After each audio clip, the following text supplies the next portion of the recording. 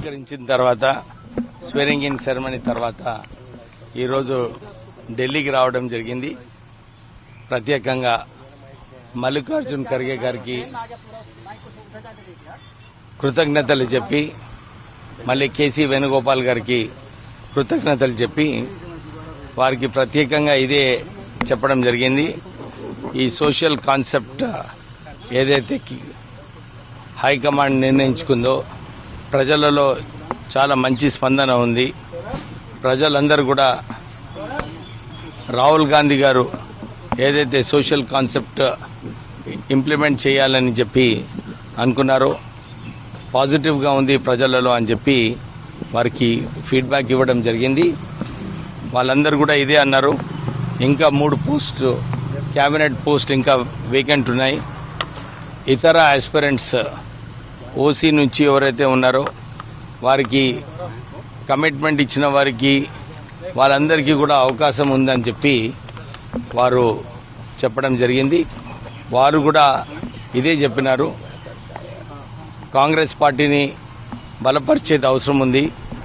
వచ్చే కార్పొరేషన్ ఇంకా local body ఎలక్షన్లలో కూడా కాంగ్రెస్ పార్టీ మంచి రిజల్ట్స్ తీసుకొచ్చే అవసరం ఉంది. మీరందరూ కూడా గట్టిగా పనిచేయాలి, పార్టీని ఇంకా ఎక్కువ బలోపేతం చేస్తే బాగుంటుందని చెప్పి వాళ్ళిద్దరు కూడా అడ్వైజ్ ఇవ్వడం జరిగింది. ప్రత్యేకంగా మల్లికార్జున్ ఖర్గే గారు, వారికి తెలంగాణ మీద మొత్తం అవగాహన ఉంది. వారు ఇదే చెప్పినారు. ఎక్కడెక్కడ ఏ కోణంలో పార్టీ ఇంకెక్కువ పనిచేయాలి, ఎట్లా పార్టీని ముందుకు తీసుకెళ్ళటానికి అందరూ కూడా యునైటెడ్గా కలిసి పనిచేసి మనకు ఏ పార్టీని ఏదైతే వచ్చే ఎలక్షన్లలో ఎట్లా గెలవాలని చెప్పి మీరందరూ కూడా పనిచేయాలని చెప్పి వారు ఆదేశాలు ఇవ్వడం జరిగింది. వారికి ప్రత్యేకంగా, ఎందుకంటే ఖర్గే గారు ఇంత ఎక్స్పీరియన్స్ ఉన్నవారు, వారికి తెలుసు ఎట్లా ప్రభుత్వాలు నడవాలి, ఎట్లా ప్రభుత్వంలో ఉన్నప్పుడు ఎట్లా ఉండాలని చెప్పి వారి ఎక్స్పీరియన్స్ కూడా వారు షేర్ చేయడం జరిగింది. సో చాలా మంచి మీటింగ్స్ ఈరోజు ఇద్దరిని కలవడంలో జరగడం జరిగింది. సోనియా గాంధీ గారిని రాహుల్ గాంధీ కలిసే ప్రయత్నం చేస్తున్నారా? అంటే ఇప్పుడు ఏం లేదు. నెక్స్ట్ టైం వచ్చినప్పుడు వారిని కూడా కలవడానికే ప్రయత్నం చేస్తాం. ఓకే.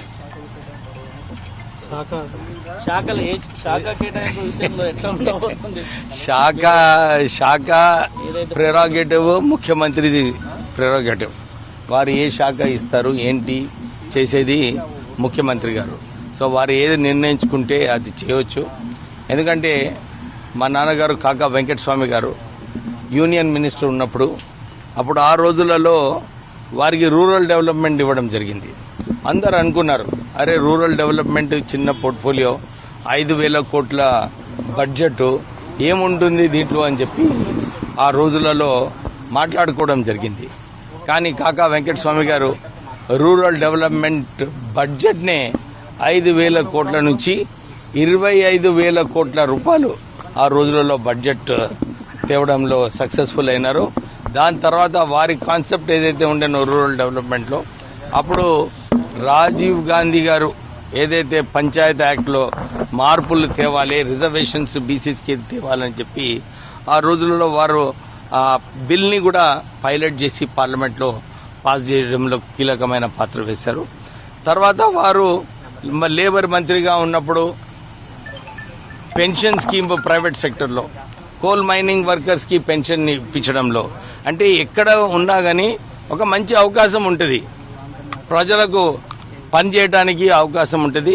సో వారు ఆ పెన్షన్ స్కీమ్ తీసుకొచ్చి ఈ రోజు కూడా అందరూ కాకా పెన్షన్ అని చెప్పి గుర్తించుకుంటారు.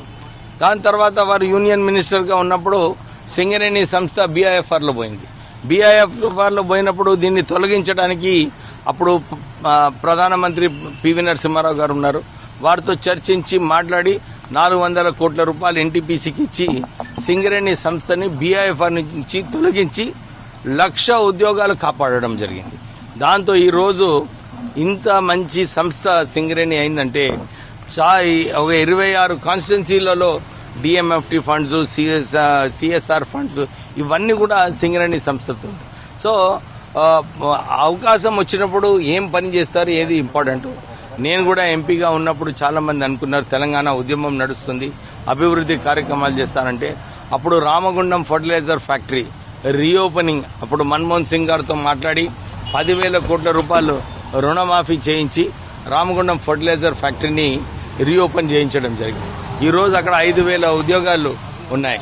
దాంతోపాటు రైల్వే ఓవర్ బ్రిడ్జెస్, అంటే ఏ పదవి ఇచ్చినా కానీ, ఏ పోర్ట్ఫోలియో ఇచ్చినా కానీ దాంట్లో ఒక మంచి పని చేసి ఒక ఇంపాక్ట్ఫుల్గా పని చేయాలని నాకు ఆ తపన ఉన్నది. డెఫినెట్లీ పోర్ట్ఫోలియో ఏది ఇచ్చినా కానీ మంచిగా పనిచేసి ప్రభుత్వానికి మంచి పేరు తెచ్చేలాగా పనిచేస్తాను.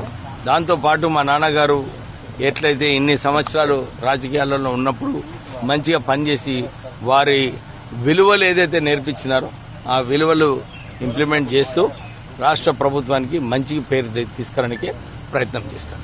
Thank you. ఓకే.